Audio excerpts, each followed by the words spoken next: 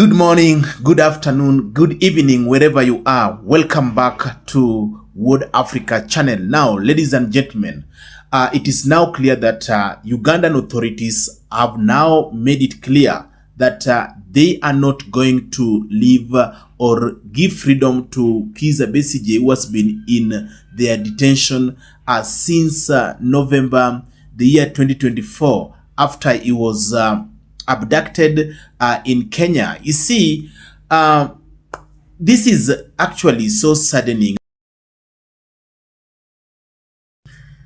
Ladies and gentlemen, I would like to ask this question.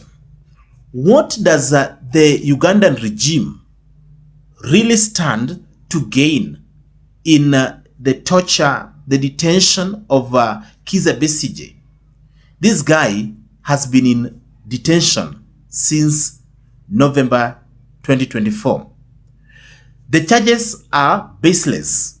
You see, the Supreme Court actually gave a ruling which has not been respected up to now.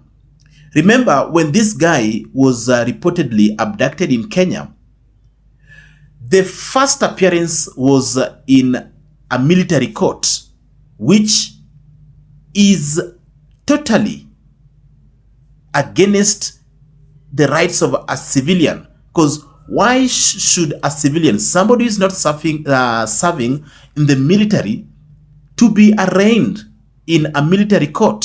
The authorities has been, the regime has been dodging the legal process. The charges are not clear. Everybody can see that what Kizze Besigye is undergoing is completely politically motivated. There is no legality surrounding his detention. And when you listen to Winnie, the wife of Kizze Besigye, crying for justice, it is quite disheartening. So the question is, what does the regime want to achieve by doing all this to Kizze Besigye? Because I personally thought that maybe this guy was being frustrated, he was being treated like that, maybe to give up his political position ahead of the previously concluded general election, sham election.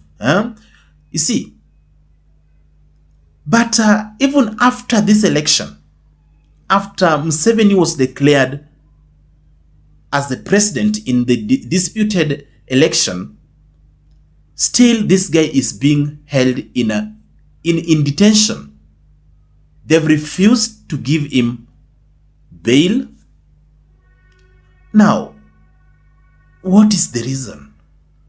Listen to Winnie saying this so emotionally. She recounts what her husband is going through. It's quite disheartening. This man is going to be 70 years old. In April, he will turn 70. This whole year in prison, he has been suffering conditions of jail that are harsh. Slowly his health is deteriorating, and General Muhoonzi keeps threatening and saying he's a dead man walking. I will kill him. So their intentions are clear. It is to kill him. Keeping him in prison, denying him bail is part of that intention to kill him. But you know what? It is God who gives life. It's God who takes it away. We will all die one day. And indeed, it's God that actually gives life. You see, one problem with the Africans is that once they're in power, they believe that they have the power to control life. You see, but the reality is that nobody is going to live in this life forever. We are just passing clouds. You see, life is actually given by God. And this should be actually a lesson to many African leaders, authoritarians, who believe that power can solve all their problems. You see, the best way to deal with your critique or dissent you see, is not by putting them in jail. You can talk things out.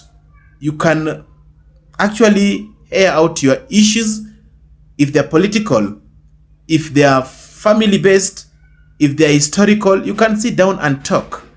But imagine putting somebody in jail, the family suffering, just because you want to show that you have power and that you are you are above everything. You see, power is transient.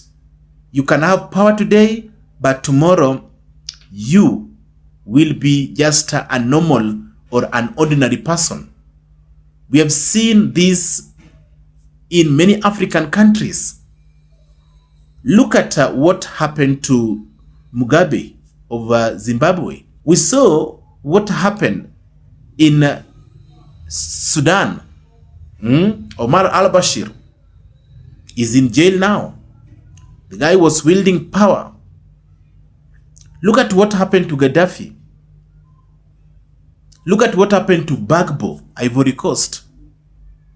So, this power drunkenness, where people believe that once they're in power, they can deal with their critics in the most humane way they want just because of power. People must know that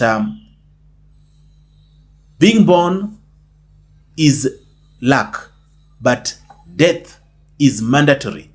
So you cannot use power to threaten people. I personally believe that the kind of treatment that is accorded Kizze Besigye in jail is actually inhumane. It is in total disregard of human rights. It is a total violation of human rights. You see, Besigye has been in prison for a long time. He's been in jail. I mean, there is no reason for his being detained in prison, because Winnie, the wife, has actually tried to follow all legal means, all legal pathways to ensure that the husband gets justice. But you see, all her efforts has been proven fruitless, because the authorities cannot accept any judicial or legal process to be followed in order for Kizze Besigye to have his freedom. Because even if you look at the charges, you see, everyone is questioning all these charges. You see, this guy was abducted in Kenya. He was reportedly abducted in Kenya in 2024. Up to now, November 2024, this guy has really suffered in jail.